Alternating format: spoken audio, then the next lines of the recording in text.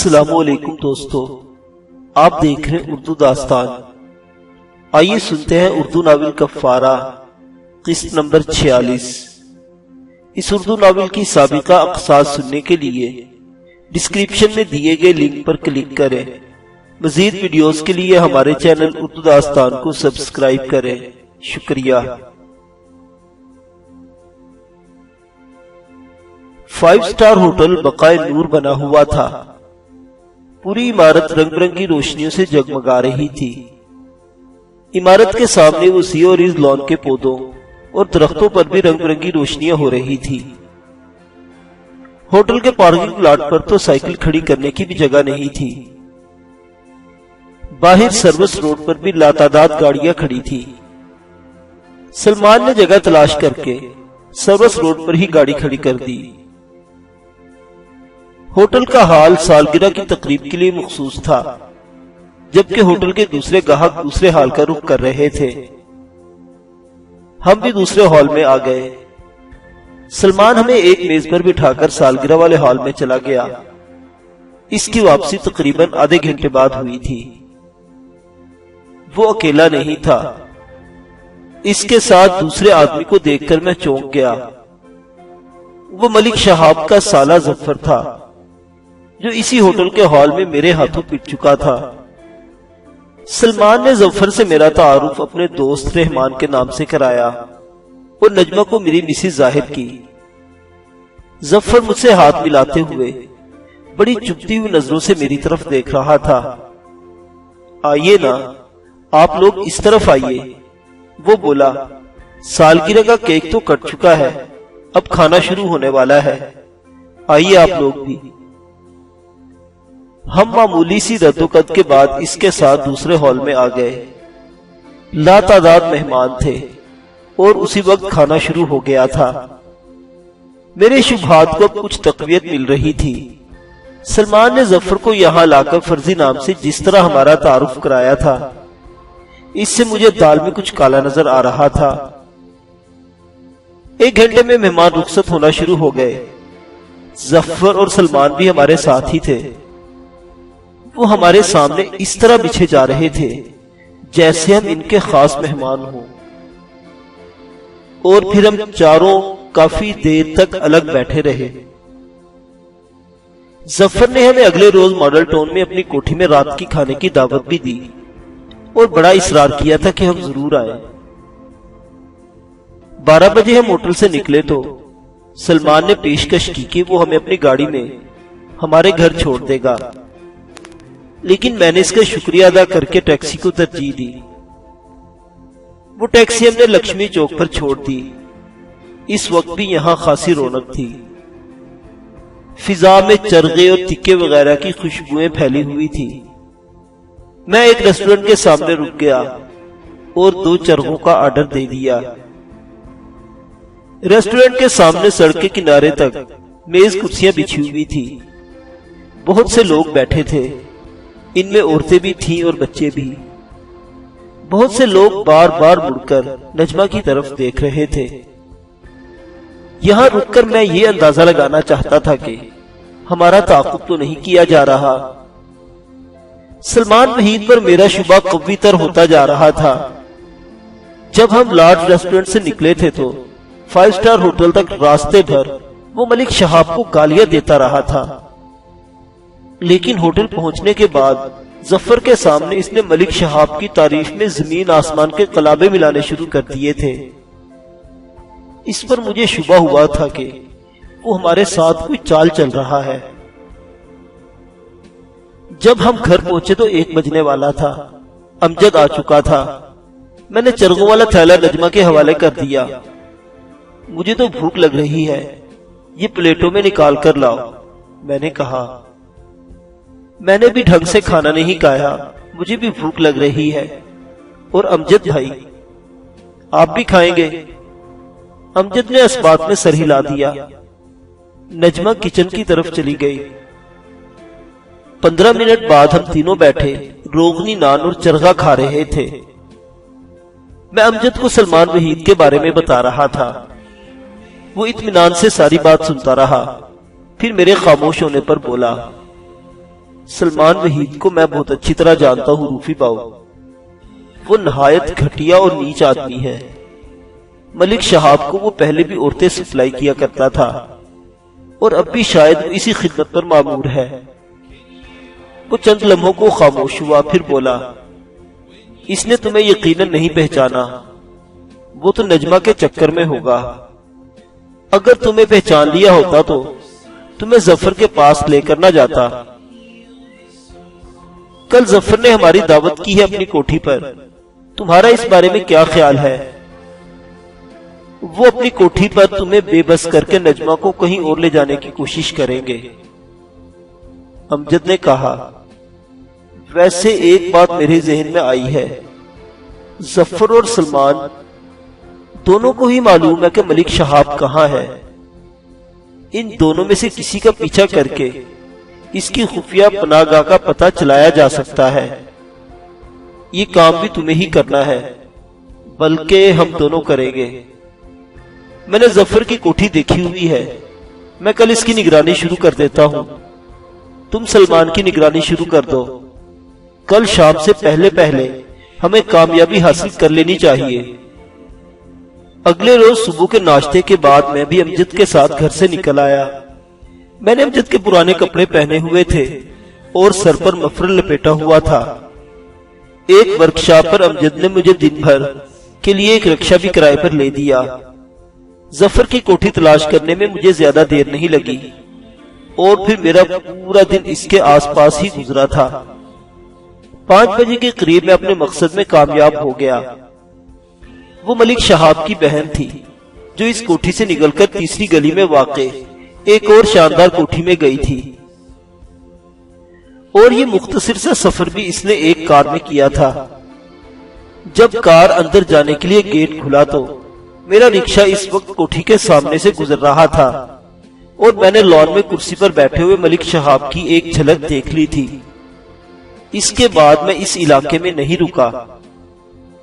میرے گھر پہنچنے کے تقریباً 1 گھنٹے بعد امجد بھی پہنچ گیا۔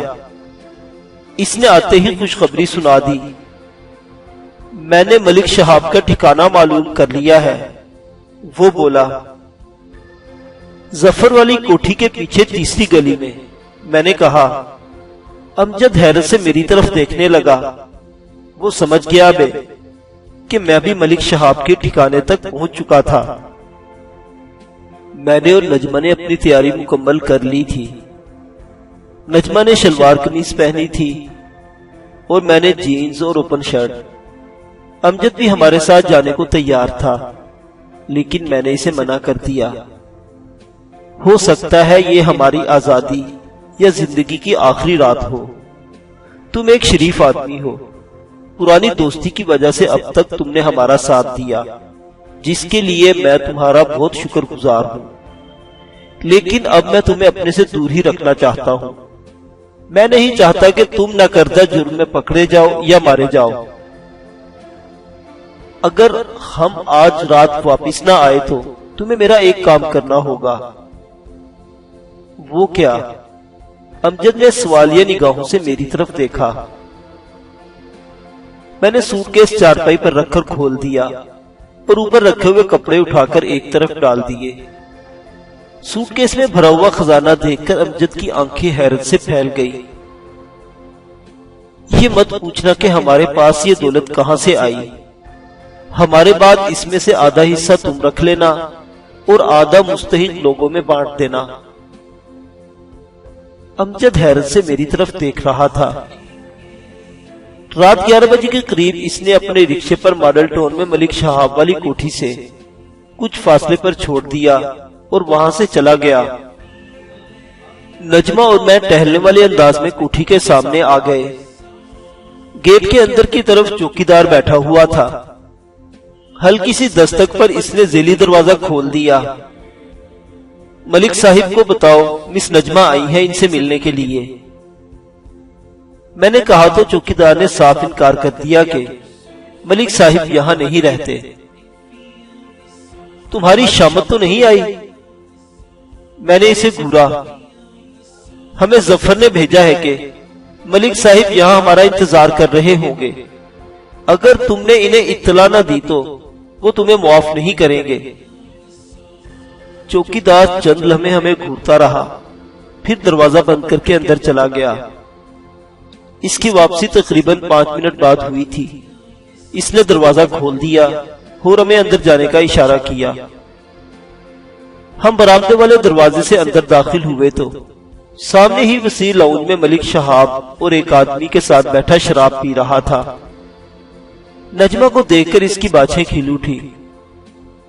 اچھا ہوا تم آ گئی، اس وقت تم جیسی کسی چیز کی ضرورت محسوس ہو رہی تھی۔ مگر یہ کون ہے؟ وہ پہلے نجمہ اور پھر میری طرف دیکھتے ہوئے بولا۔ تم نے یہ نہیں پوچھا کہ میں یہاں کیسے آئی؟ نجمہ نے کہا۔ اس نے ملک کے سوال کا دوسرا حصہ نظر انداز کر دیا تھا۔ ارے بھائی، ظفر نے بھیجا ہوگا، ملک بولا۔ اس نے بتایا تھا کہ آج تمہاری دعوت ہے، وہ تمہیں یہی لانا چاہتا تھا، مگر تم نے بہت دیر کر دی۔ آؤ اب مزید دیر مت کرو، یہ تمہارا دلال ہے تو اسے باہر برآمدے میں بٹھا دو۔ میرا خون کھول اٹھا۔ میں نے آگے بڑھ کر میز کو پیر کی ٹھوکر سے الٹ دیا اور ملک کے گریبان پر ہاتھ ڈال کر اسے زوردار جھٹکے سے اٹھایا۔ آنکھیں کھولو اور مجھے پہچانو ملک شہاب، میں نے غراتے ہوئے کہا۔ میں اس لڑکی کا دلال نہیں، روفی ہوں، تمہارا دوست۔ ملک شہاب کا چہرہ دھواں ہو گیا۔ اس کی آنکھیں خوف و دہشت سے پھیلتی چلی گئی۔ میں نے اسے دھکا دے کر صوفے پر گرا دیا۔ وہ چیختا ہوا صوفے سمیت پیچھے الٹ گیا۔ دوسرا آدمی اٹھ کر دروازے کی طرف بھاگا۔ میں نے اس کی ٹانگ میں ٹانگ پھنسا دی۔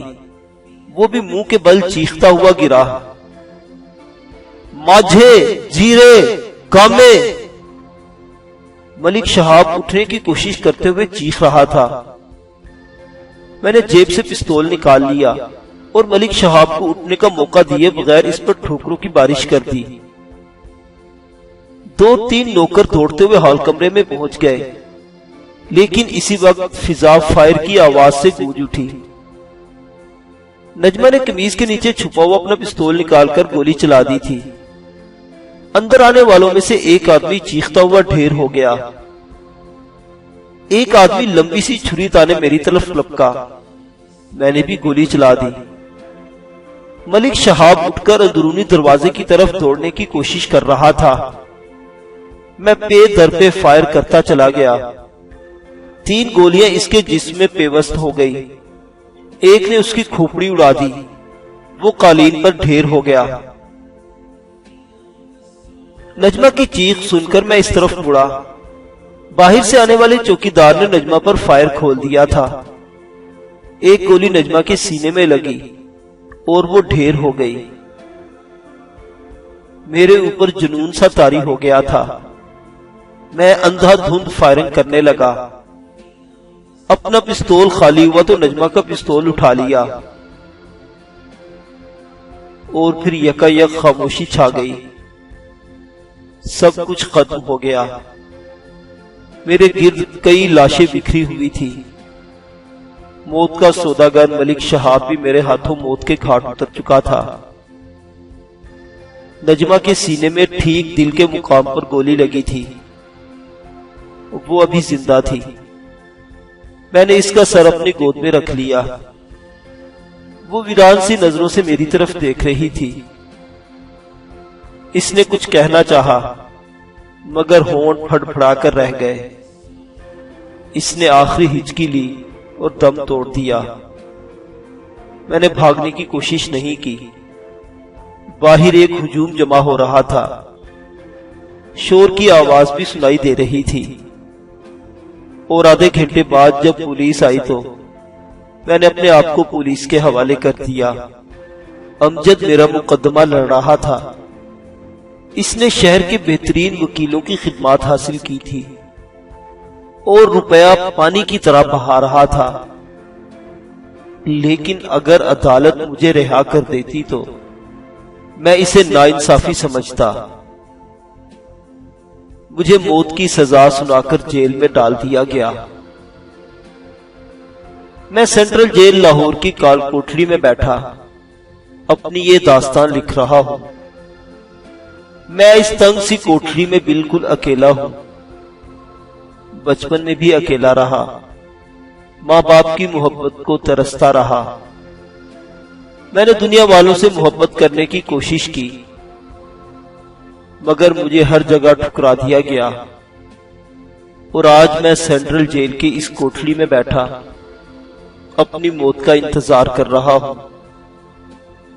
اگر مجھے بچپن میں ماں باپ کی محبت ملی ہوتی تو شاید میرا یہ انجام نہ ہوتا۔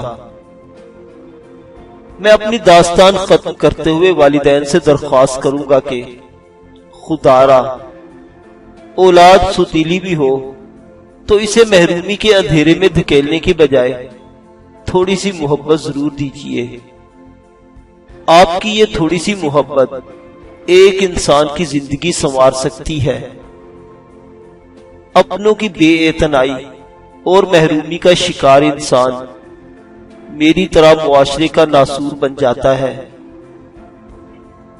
جس کا علاج وہی ہے جس کا میں منتظر ہوں۔ موت، بھیانک موت۔